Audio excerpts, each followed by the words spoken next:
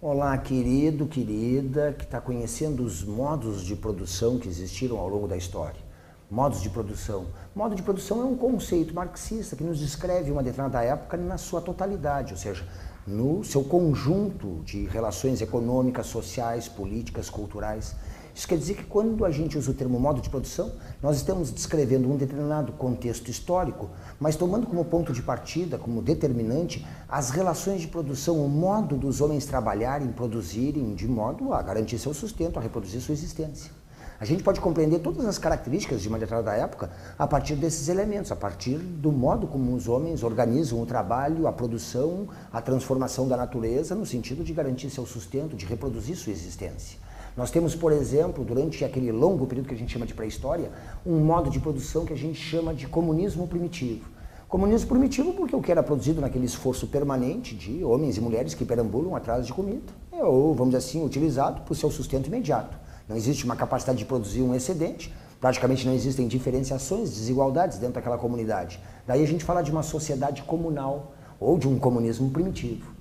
Na Idade Antiga, a gente pode encontrar um outro modo de produção, por exemplo, lá na civilização egípcia, nas civilizações mesopotâmicas, que floresceram graças à agricultura irrigada. A agricultura irrigada é a atividade econômica mais importante. A população é formada especialmente por camponeses que vivem em regime de servidão coletiva, quer dizer, submetidos, né, a um governante encarado como um deus vivo, ou um representante dos deuses aqui. A gente chama isso de modo de produção asiático. Uma agricultura irrigada como base da produção, uma sociedade rigidamente estratificada, uma elite formada por sacerdotes, por guerreiros, uma população formada por camponeses em regime de servidão coletiva. E um poder político revestido desse conteúdo religioso, que a gente chama de teocracia. Já lá no mundo grego, no mundo romano, nós encontramos outro modo de produção, o modo de produção escravista. O termo já está dizendo. Esse sistema econômico se baseia especialmente no trabalho escravo. Os escravos formam a maioria da população, trabalham nas mais diversas atividades, na lavoura, na mineração, o trabalho doméstico, parte do trabalho artístico. Daí fala de um modo de produção escravista, quer dizer, de um sistema econômico onde a riqueza é produzida através do trabalho escravo. Óbvio que se o escravo é propriedade do seu senhor, o que ele produz também pertence ao seu senhor.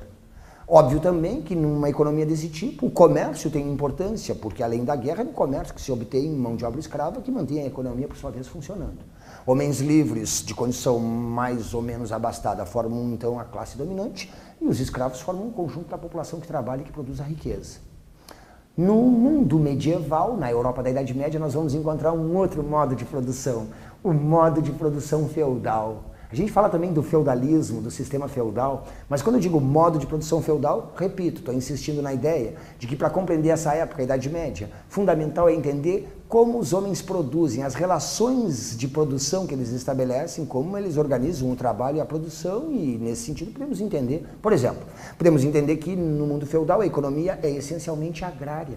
Aquelas comunidades que vivem em cada feudo, cada parte da Europa, produzem para o seu sustento. Uma economia centrada na terra, de subsistência, isso quer dizer que o que é cultivado é para o sustento daquela comunidade.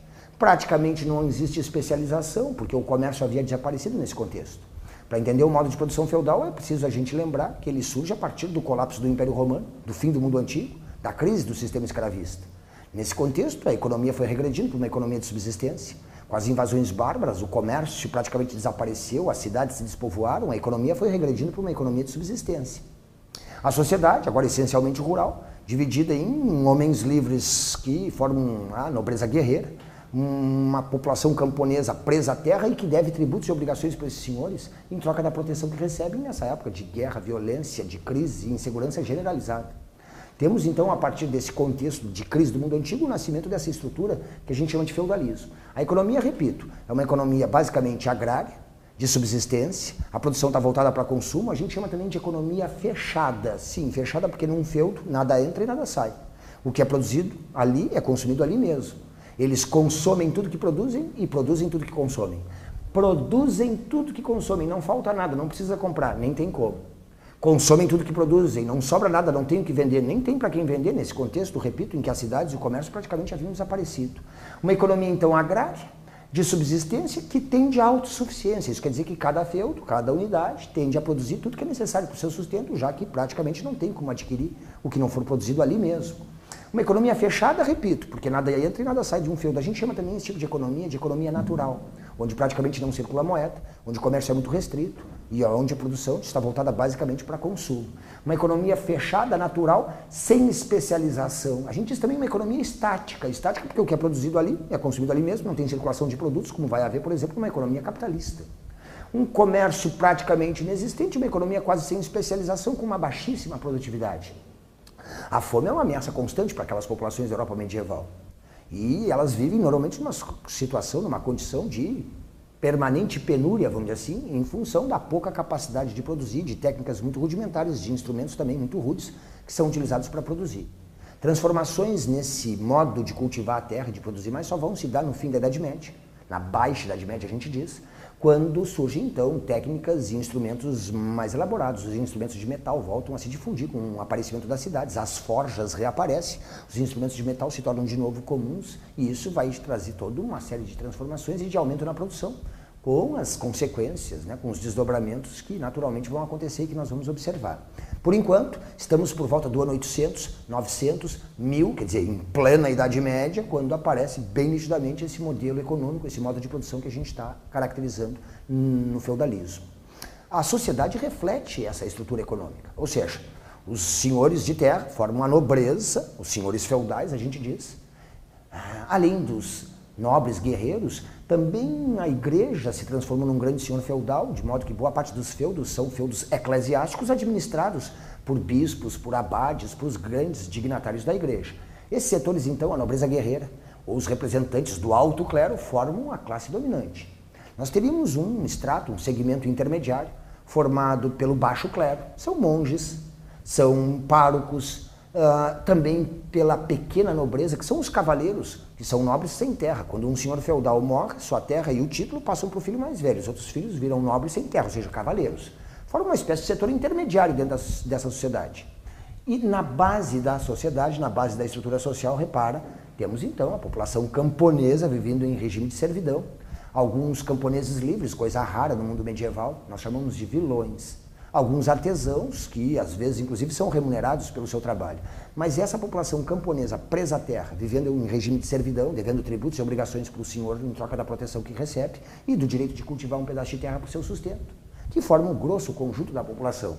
O rei, repara lá no topo, tem um poder simbólico, ele é o suzerano dos suzeranos. Sim, porque nessa época em que o Estado praticamente desapareceu, se estabelecem relações que vão vinculando os senhores feudais. A gente diz relações de suzerania e vassalagem. Tu já ouviu falar. Suzerano é aquele nobre que cede terras para um outro nobre, para um outro guerreiro, em troca de ajuda militar. O nobre que cede terras é o suzerano. O que recebe terras faz um juramento de lealdade, se compromete a lutar durante tantos dias por ano ao lado do seu suzerano e assim se transforma em seu vassalo.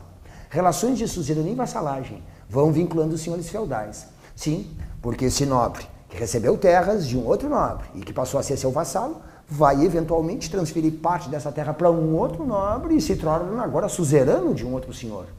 De modo que um senhor feudal era vassalo de um senhor e suzerano de outros senhores. E essa hierarquia vai vinculando todos eles, teoricamente uma hierarquia, porque dentro de cada feudo o senhor age como um soberano, sem que nada limite a autoridade dele. Um vassalo deve lealdade e ajuda militar para o seu suzerano, mas lealdade é uma coisa, a obediência é outra. Não existe uma estrutura política estruturada, hierarquizada, com um governo central. A figura do rei nesse contexto é uma figura simbólica. Ele é o suzerano dos suzeranos. Na prática, como qualquer senhor, tem autoridade de fato dentro das suas terras, fora dali tem mais prestígio. Tem um poder nominal, a gente diz, mas não um poder de fato que se encontra nas mãos de cada senhor feudal. O rei, então, lá no topo, com uma figura, repito, que tem mais um poder simbólico, a nobreza e o clero, exercendo um poder de fato mesmo, dentro daquela ordem feudal, um setor intermediário, eu disse, cavaleiros, monges, bispos que administram, né, feudos ou terras da igreja e, na base, a população camponesa formando o grosso, a maioria da população. Uma sociedade aristocrática, então, porque ela supõe que existem homens de condição superior destinados a governar e a decidir. E homens de condição inferior, os camponeses, destinados a trabalhar e obedecer. Rural, porque basicamente as cidades haviam morrido. Aristocrática, porque supõe essa desigualdade, ou seja, homens superiores, homens de condição inferior. Estamental, porque praticamente não existem possibilidades de mudança naquela sociedade. A pessoa está presa ao seu status, presa à sua condição social. E a partir do nascimento já se define essa posição. Filho de um senhor já está destinado a herdar o lugar do pai e a se tornar um senhor. Filho de um camponês está destinado a viver uma vida cultivando a terra como um camponês. Filho de um artesão vai aprender a profissão do seu pai e vai exercê-la ao longo da sua vida. A pessoa nasce praticamente presa a uma determinada posição dentro da sociedade e não tem como alterá-la. É o que a gente chama de sociedade estamental. Estamentos quer dizer camadas que não se misturam. Ah, sim, não se misturam porque, ao final de contas, os nobres casam dentro da nobreza, os camponeses casam com aqueles que são da sua mesma condição. De modo que não existe possibilidade de passar, seja pelo casamento, seja pela ascensão econômica, como nós diríamos hoje, a pessoa passar de uma condição para outra, passar de uma classe para outro estamento. No máximo podem haver algumas mudanças dentro do próprio estamento. Como assim? Não era coisa muito comum, mas um camponês servo podia ser libertado da servidão pelo seu senhor e assim se transformava num camponês livre, ou seja, um vilão, como se dizia na época. Repara que mudou a condição dele, mas dentro do mesmo estamento, ele não deixou de ser um camponês. Antes estava preso a uma série de tributos e obrigações e agora é um camponês livre, mas é um camponês. Mesmo vale de si para aquela estrutura, né, ali intermediária, por exemplo, um cavaleiro pode, por serviços prestados, por lutar ao lado de um senhor, receber como recompensa uma terra e um título de conde, de duque, de marquês, e nesse sentido ele passa então da condição de cavaleiro, que seria, né, a pequena nobreza, para a condição de senhor propriamente, ou seja, da alta nobreza, como se diz. Então, existem ligeiras possibilidades de mudança dentro do mesmo estamento, nunca de um estamento para o outro. Não chega a ter a rigidez de uma sociedade de castas, como existe, por exemplo, lá na Índia, em que a pessoa está realmente presa àquele papel e a possibilidade de mudança, mesmo dentro daquela classe, é impossível praticamente. Não chega a ter, eu te disse, então, a rigidez de uma sociedade de classes, mas não pode ser comparada de castas. Também não pode ser comparada com uma sociedade de classes, como a nossa sociedade de hoje, que em função de uma ascensão econômica, em função, né, de vários fatores, a pessoa pode alterar sua condição dentro da sociedade. E de uma condição, por exemplo, de trabalhador assalariado, o sujeito pode se transformar num empresário, num pequeno empresário que organiza seu negócio, que prospera, que muda de condição, passa a ser o proprietário daquilo que, vamos dizer assim, gera riqueza. Bom, enfim, nessa sociedade que nós estamos vendo, as possibilidades são muito restritas e não chega, repito, até a rigidez de uma sociedade de castas, mas não pode ser comparada a uma sociedade moderna, a uma sociedade de classes, como a gente diz hoje. Estamental é o termo que a gente usa para designar esse tipo de sociedade, que predominou na Idade Média. Quase, observa-se, a imobilidade, baseada na terra, na força da tradição e do costume, mas também numa ideologia conformista que a igreja difundia, dizendo que o mundo é desse jeito porque Deus havia criado o mundo desse jeito. E deu para cada um papel, uma função. Na concepção medieval, Deus havia criado 3 ordens. Uma ordem Deus havia criado, que era a nobreza guerreira, para lutar e defender os cristãos indefesos. Outra ordem, o clero, Deus havia criado para que eles rezassem e salvassem a nossa alma e nos conduzissem de volta para o céu. E outra ordem, se dizia, os camponeses, Deus havia criado para que eles trabalhassem e sustentassem os que rezavam e os que lutavam. Nesse contexto, repare então, a explicação, vamos dizer assim, para aquela sociedade, a justificativa para aquela ordem social é dada a partir da vontade divina, ou seja, de argumentos religiosos. É a vontade de Deus que criou o mundo desse jeito. Nós vamos ver aqui, para ilustrar, né, nos aproximar melhor desse contexto, do ambiente da Idade Média, o que seria uma unidade típica do mundo daquela época, que é o feudo. O feudo medieval, observa, nos dá um bom retrato da Europa da Idade Média, porque é uma unidade econômica, social e política típica daquela época. Se a gente entende a vida num feudo, praticamente estamos entendendo a vida na Europa daquela época. Repara aqui o castelo como símbolo dessa época, porque é uma época de guerra, de violência e de insegurança, e o castelo é a chance de sobreviver. No castelo, nas muralhas, né, estão refugiados os camponeses e protegidos. Numa época, repito, em que a guerra e a insegurança se generalizaram. De modo que os senhores podem dar uma coisa muito preciosa nesse mundo, porque é muito escassa: segurança, proteção. Depois observa as terras que são cultivadas ao redor do feudo, terras que são cultivadas, por exemplo, em benefício do senhor, ou terras que os camponeses têm o direito de cultivar para o seu sustento. O domínio, a gente diz, o manso senhorial, e aqui o manso servil, a terra que os camponeses podem cultivar para o seu sustento. E, inevitavelmente, vamos encontrar o moinho, a igreja, a capela, quando não existe na aldeia, existe lá dentro do castelo, propriamente. É uma estrutura, eu disse, bem típica daquela época, e nos dá um bom retrato de como funciona a vida na Europa medieval. Os camponeses cultivam essa terra do senhor durante alguns dias por semana. O resto do tempo cultivam a terra de onde eles tiram seu sustento. Tem uma série de tributos e obrigações que devem para o seu senhor feudal. Vamos ver, num outro encontro, as obrigações, os tributos, as prestações que os camponeses precisavam pagar, porque aí vamos entender como a riqueza que eles produzem acaba se transferindo para as mãos dos seus senhores, dos senhores feudais.